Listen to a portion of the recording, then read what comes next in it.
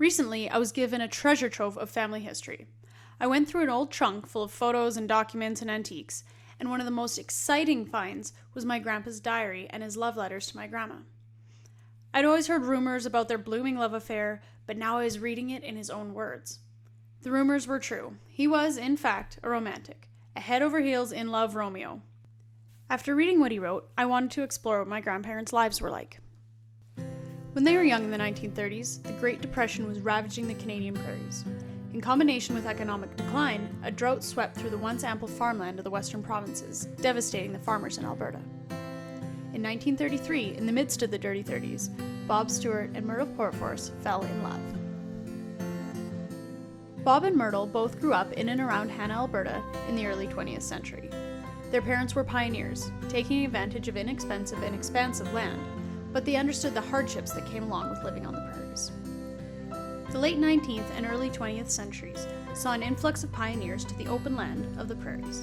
In 1912, when the Hanna town site was established, the population grew to almost 1,000 in less than a year. The earliest settlers could apply for land grants, but were required to make improvements on the land in order to claim ownership. Many men came from the east, north from the United States, or from abroad to experience the expansive landscape that Alberta offered. Sometimes they brought families with them, or often they sent for their wives and children once they were settled. It was not an easy life. The land was barren, there were little to no trees to break the often unpredictable and vicious weather that swept across the grasslands. Myrtle's father was one of the first pioneers in the area. He came in 1909 to develop the land with oxen and a walking plow. His was even the first wedding in the area when he married Minnie Burroughs in 1912. He died in 1933 after a short illness that shocked his family when Myrtle was only 17. Bob's family arrived in 1912, just as the town was beginning its boom. They moved north from Little Falls, Minnesota, where they enjoyed the amenities that came along with living in an established city. They even boasted having a piano. Women that moved to the newly settled area, especially those that were used to a comfortable life, like Bob's mother, Catherine, were shocked to find that there were little to no conveniences. And even though the houses contained some sort of hearth or stove, in the winter, their houses were so cold and drafty that the bread would not rise. Unfortunately, the weather was one of the pioneers' worst obstacles. And in 1926, Catherine and her 2-year-old daughter Cecilia were tragically killed during a flash blizzard, frozen just out of reach of an outbuilding in their yard. As the Great Depression mounted, families in the area were forced to sell their mineral rights to the government because they couldn't pay their taxes. Their crops were not growing, and any work that could be found was often with traveling work camps, but even then, wages were not guaranteed.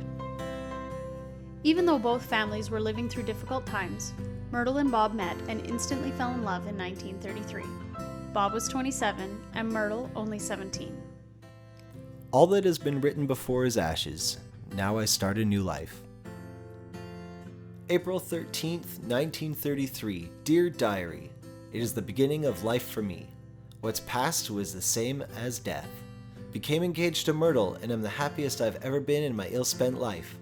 I've made a resolution with myself to try and be a man such as she would want me to be, and with God's help and hers I shall.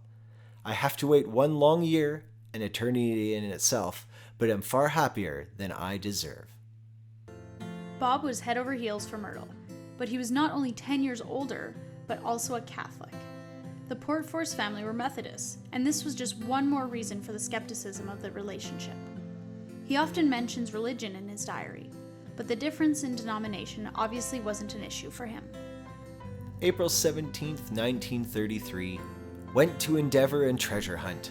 I led a cow for what seemed to be many miles after lunch. I took Myrtle home. The minister came along, which wasn't very considerate of him, I don't think. Made date for Thursday with Myrtle to go to Morrison's to a party. April 20th, 1933. Went to party, and it was alright except the boys were rather dead. We left for home early as Myrtle had to get some sleep. We took quite a long while getting home, as lovers will, you know. Going to the show with future wife Friday. Love her more and more every day, if that's possible. April 22nd, 1933. Spent a long lonesome day, dear diary. The evening went all too soon, as evenings seem to when you're with the one you love. Myrtle doesn't want to go to school anymore. She thinks it is useless, being as we're going to get married. I advise her to take the exams for her own good, for I may get hurt or killed and she may be left alone, and it may help her make a living. Mrs. Minnie Portforce, Myrtle's mother, didn't approve of the courtship. As a teacher, she held education in high regard, and didn't like the idea of her 17-year-old daughter leaving school to be married to a 27-year-old man with an unstable income. Teaching during the Depression was a saturated profession, and in Alberta, the provincial budget for education was slashed. But Minnie still forced her daughter to finish her education in hopes that she would follow in her footsteps and attend a normal school to receive her degree in education. She went as far as to forbid the couple to see each other and force Myrtle to take her high school exams. But the couple wasn't separated for long. April 23, 1933. Went to Sunday school at 10:30. Myrtle invited me to dinner. After dinner, I sat on the couch with Myrtle and got a real old-time scolding from Mrs. Portforce for so doing. She said, I must forever pay for the things I've done which are not right. I don't think God is so cruel a judge as that, do you? Was with Myrtle all day, and I feel better now. On June 8th, rumor has it that Bob decided to make a big deal of him leaving town. Instead, he snuck off the train.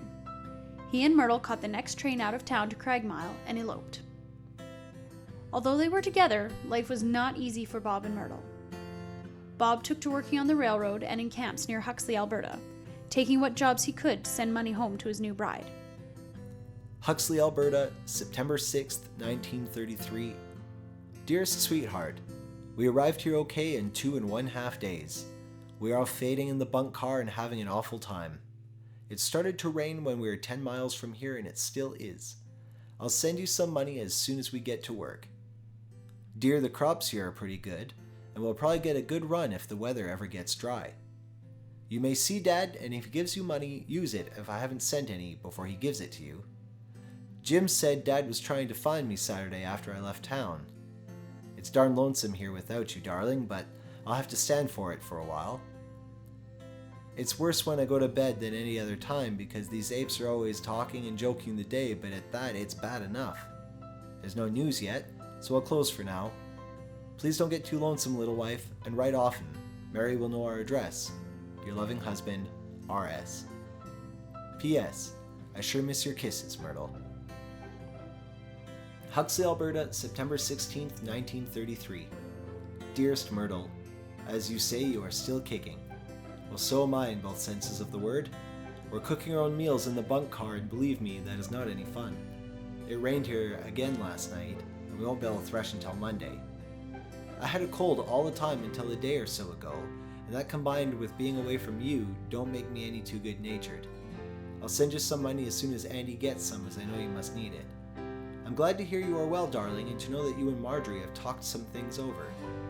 I was so glad to get your letter, and so lonesome for you, that I had to take a walk all alone to get a good grip on my nerves. The crew is about as good-natured as a pet bear with a sore paw now that it's rained again, and I don't blame them, even if it is nobody's fault. But why cry about it? They aren't away from the dearest wife in the world as I am. I do hope it will stay dry now and let us finish and get home to you. That line may read like a prayer, and that's what I pray for every time I see a cloud as large as my cap. Well, there's no news, and if I go on talking or writing like this, it'll make you blue, and I don't want you to feel that way. You said the cows were a long way from home on the only rainy evening, but cows are that way, and they always will be, I guess. There's no good to ramble on this way, so I'll close with all my love. Your loving husband, Bob. Bob had worked on and off for the CNR Railway since 1925. He secured his position as a locomotive engineer and stayed in that position until his retirement in 1970. Myrtle stayed at home to raise 6 children that they had over 21 years. In 1958, the couple and 3 of their daughters moved to Calgary. Bob continued to work as an engineer, spending days and weeks away from his family on his runs to Hanna and other rural stops along the CNR. No doubt he missed Myrtle as much as ever. They were married for 56 years, sharing life and love. I didn't know my grandpa well, he passed away when I was young. But now, through this genealogical jackpot, I feel a little more connected to my grandparents and my roots.